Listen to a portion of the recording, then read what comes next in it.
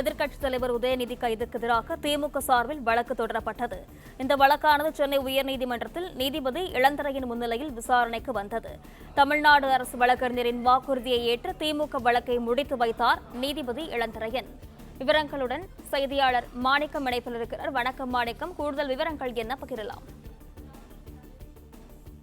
நீதிமன்றத்தில் திமுக தொடுத்த மனுவை ஏற்றுக்கொண்டு அதன் அடிப்படையில் விசாரணை மேற்கொண்ட சென்னை உயர்நீதிமன்றம் உதயநிதி ஸ்டாலின் அவர்களை விசாரணைக்கு பிறகாக இன்று மாலைக்குள்ளாக விடுவிக்க வேண்டும் என்று உத்தரவை பிறப்பித்திருக்கிறார்கள். அதனை காவல்துறையும் ஏற்றுக்கொண்டிருப்பதாக தகவல் சொல்லப்பட்டிருக்கிறது. நீதிமன்றத்தில் இந்த வழக்கினுடைய விசாரணையின் பொழுது தாவேக அரசு சார்பாக வழக்கறிஞர் அங்கு ஆஜராகும் போது வழக்கறிஞர் நீதிமன்றத்தில் இவரை விடுவிக்க இருப்பதாக தகவல் சொல்லியிருந்தார்.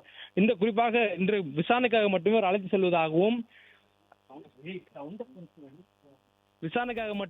செல்வதாகவும் அவர் கைது செய்து ரிமாண்ட் செய்யக்கூடிய நடவடிக்கை இல்லை என்றும் நீதிமன்றத்தில் தெரிவித்திருந்தாங்க. அதனைத் தொடர்ந்து அவர் நீதிபதி இந்த வழக்கினை முடித்து வைத்திருக்கிறார். அரசரப்பு வழக்கறிஞர் கூறுவதை ஏற்றுக்கொண்டு அதன் அடிப்படையில் இந்த வழக்கை முடிப்பதாக அவர் தெரிவித்து மனுவையும் முடித்து வைத்திருக்கிறார். குறிப்பாக இந்த வழக்கை பொறுத்தவரையிலும் நேற்று தான் தஞ்சாவூர்ல உதயநிதி ஸ்டாலின் அவர்கள் தலைமையில் திமுக சார்பில் ஒரு ஆர்ப்பாட்டம் நடத்தப்பட்டது.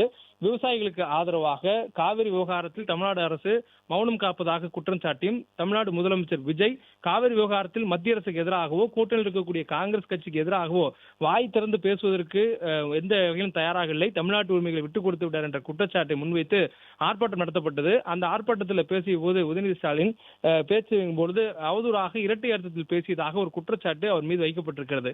இந்த குற்றச்சாட்டு தொடர்பாக தஞ்சாவூர் கிழக்கு காவல் நிலையத்தில் ஒரு புகார் கொடுக்கப்பட்டு அதன் அடிப்படையில் வழக்கு பதிவு செய்யப்பட்டிருக்கிறது.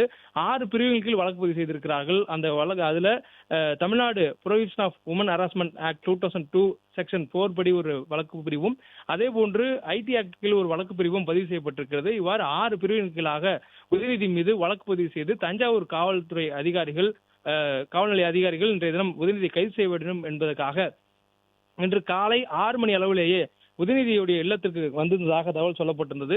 வழக்கத்துக்கு மாறாக கூடுதலான காவல்துறையினர் தங்கள் வீட்டுக்கு முன்பாக குவிக்கப்படுவதை அறிந்திருந்த உதயநிதி ஸ்டாலின் மற்றும் அவருடைய உடனிருந்தவர்கள் இந்த தகவலை வெளியே சொன்னதற்கு பிறகாக அதிக அளவில் திமுகவினர் கூட தொடங்கியிருந்தார்கள். குறிப்பாக நேற்றைய தினம் பேசிய அந்த பேச்சுக்காகத்தான் காவல்துறையினர் அதிக அளவு குவிக்கப்பட்டிருக்கிறார்கள், கைது நடவடிக்கை இருக்கக்கூடும் என்று சொல்லப்பட்டிருந்தது. இந்த நிலையில உதயநிதி அவர்கள் இருக்கக்கூடிய நீலாங்கரை இல்லத்திற்கு அருகே தான் முதலமைச்சர் விஜய் அவர்களுடைய இல்லமும் இருக்கிறது. அங்கிருந்து அவர் தலைமைச் செயலகத்துக்கு பொறுப்பு சென்றதுக்கு பிறகாகத்தான் கைது நடவடிக்கையை காவல்துறையினர் துரிதப்படுத்தியிருந்தார்கள். அதற்கு முன்பாக காலையிலிருந்தே காவல்துறையினர் உதயநிதியுடைய இல்லத்திற்கு முன்பாக குவிந்திருந்தாலும் அந்த பகுதிக்குள்ளாக வெளியிலிருந்து யாரேனும் உதயநிதி அவர்களுக்கு ஆதரவாக திமுக யாரும் திரண்டுவிடக் கூடாது என்பதற்காக முன்கூட்டியே காவல்துறையினர் நிலைநிறுத்தப்பட்டு பாதுகாப்பு பணியில் ஈடுபட்டிருந்தாங்க.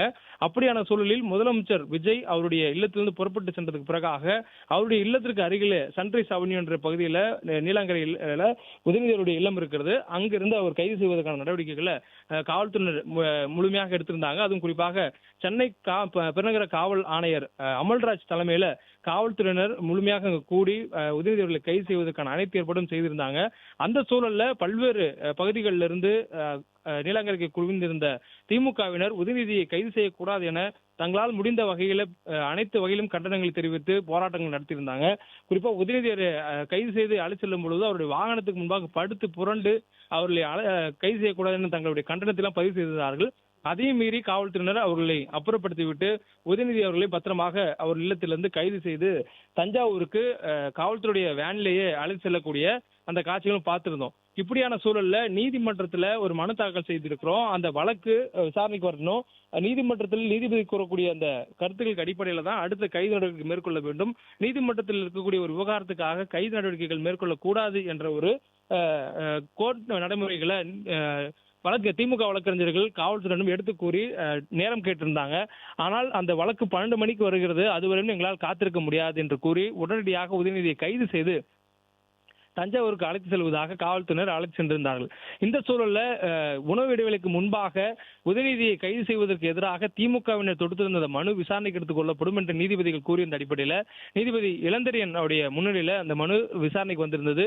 விசாரணையின் போது இந்த வழக்குடைய முழு விவரங்களையும் நீதிபதி இளந்தரையன் கேட்டறிந்தார். அது மட்டுமின்றி அவர் பேசியது என்ன, அதுக்கு எந்தெந்த பிரிவுகளில் வழக்கு பதிவு செய்யப்பட்டிருக்கிறது உள்ளிட்ட அனைத்து விவரங்களையும் கேட்டிருந்தது மட்டும் இல்லாமல் உதயநிதியுடைய கைது அதுவும் ஒரு தனிநபராக அல்ல, அவர் தமிழ்நாட்டினுடைய சட்டமன்ற சட்டமன்ற எதிர்க்கட்சி தலைவர். அது மட்டுமின்றி அவர் ஒரு சட்டமன்ற உறுப்பினராக, ஒரு மக்கள் பிரதிநிதியாக இருந்திருக்கிறார். இதற்கு முன்பாக துணை முதலமைச்சராக இருந்திருக்கிறார், அமைச்சர் பொறுப்புகளில் வகித்திருக்கிறார். அப்படியாக இருக்கக்கூடியவரை கைது செய்யும் போது அதற்கான விதிமுறைகள் முழுமையாக பின்பற்றப்பட்டிருக்கிறதா என்பத கேள்விகள் எல்லாம் கேட்கப்பட்டிருந்தது. இந்த சூழலில் அதுக்கு அடுத்ததாக நீதிமன்றம் அவரை கைது செய்யக்கூடாது, விசாரணைக்காக அழைத்து செல்வதாக இருந்தால் இன்று மாலைக்குள்ளாக அவரை விடுவிக்க வேண்டும் என்று உத்தரவு பிறப்பித்திருந்தாங்க. பிளே ஸ்டோர் மற்றும் ஆப் ஸ்டோரில் இருந்து பாலிமர் செயலியை QR கோடு மூலம் பதிவிறக்கம் செய்யுங்கள். செய்திகளை உடனுக்குடன் பெறுங்கள்.